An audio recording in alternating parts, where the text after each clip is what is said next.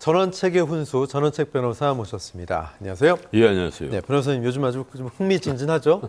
흥미진진하기도 하지만 네. 무엇보다도 저는 그래도 늘 보수 진영을 위해서 그 한마디라도 해왔다고 생각을 하는데 네. 보수 진영이 또 이렇게 허망하게 무너지는가. 무너진다고 보세요. 지금 저는 현재로는 그렇게 보고 있습니다. 지금 예. 굉장히 위험한 순간이다. 뭐 나중에 말씀드리겠지만 제발 용산에서 정치 개입은 더 이상 하지 말아야 한다. 네. 이 말씀을 드리겠습니다. 예. 지금 뭐 금요일이어서 갤럽 여론조사 결과 대통령 지지율 나왔는데 한번 볼까요? 자, 지금 완만한 하락세를 보여주고 있습니다. 36에서 4, 3, 2, 1까지 왔고요. 자, 국정수행 부정평가가 62%까지 치솟고 있습니다. 정당 지지도보다 대통령 지지율이 더 떨어지는 건데 어떻게 봐야 될까요? 지금 대통령 국정수행에 대한 긍정평가가 31%, 그리고 부정평가가 최고의 2배입니다. 네. 62%거든요. 이거 정말 충격적입니다. 부정평가가 긍정평가보다 2배에 이를 때, 자, 선거를 했을 때, 네. 선거 결과가 어떻게 되겠어요? 나는 수도권 선거에서 이도를 하면 국민의힘은 참패한다. 문자 의도로 대패한다. 지난번에 얻었던 의석도 못 얻을 수가 있다. 백석도 위험하다. 예. 뭐 이렇게까지 보시는 예, 거예요? 하는 얘기를 제가 드릴 수밖에 없는데 문제는 그렇습니다.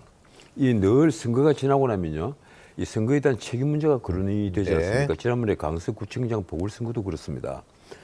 그 전국 선거처럼 선거를 키워놓고 나중에 선거를 패배하니까 누가 책임을 져야 하느냐?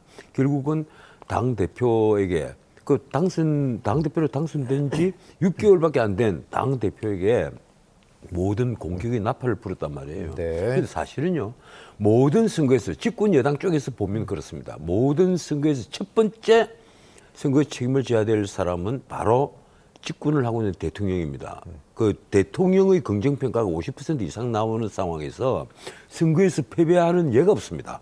어느 나라, 어느 선거에서도. 그런데 대통령제 국가에서 집권 여당이 패배를 한다면 대통령의 지지가 일단은 곤두박질 쳤다. 네. 이 30% 근처로 곤두박질 치면 어김없이 이게 위험해진다. 그 말씀을 드리고 싶고 이번에도 마찬가지입니다. 그런데 더 큰 문제는요, 지금 세대별로 보면 70대를 빼놓고 60대까지도 네. 이제 윤석열 대통령에게 등을 돌리고 있다.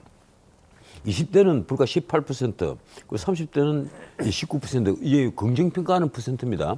그리고 40대는 15%, 모두 20% 이하예요. 네.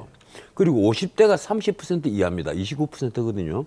그리고 60대가 긍정평가가 44%, 그리고 물론 오차범위 아닙니다만은 부정평가가 48%. 자, 이러면 60대까지도 이제는 윤석열 대통령에게 그렇게 호의적이지 않다.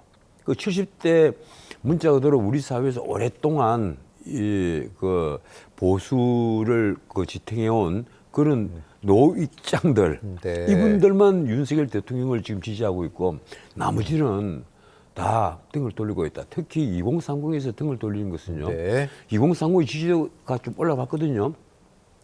정의와 공정, 뭐 상식 이런 걸 윤 대통령이 계속해서 외치고 있었을 때 2030의 지지가 좀 올라갔습니다. 올라갔는데 그걸 다 까먹고 오히려 그 전의 지지보다 더 추락을 해버렸어요. 그래서 20대가 18%, 30대가 19%인 것은요, 제가 보기에도 충격적입니다. 네.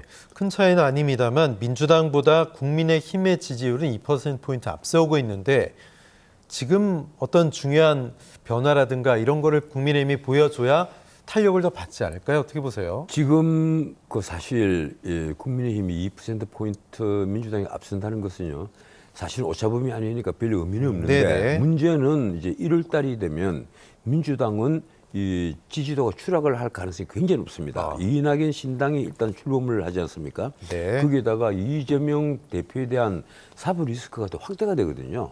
당장 수원지검에서 지금 수사를 계속하고 있는 그 상방울 대부 송금 사건, 그리고 또 이 경기도 법인카드 유용 사건, 예. 이건 정말 이 질이 좋지 못한 범죄입니다. 이 두 번째 경기도 법인카드 유용 사건은 공과 사를 구분하지 못한 범죄란 말이에요.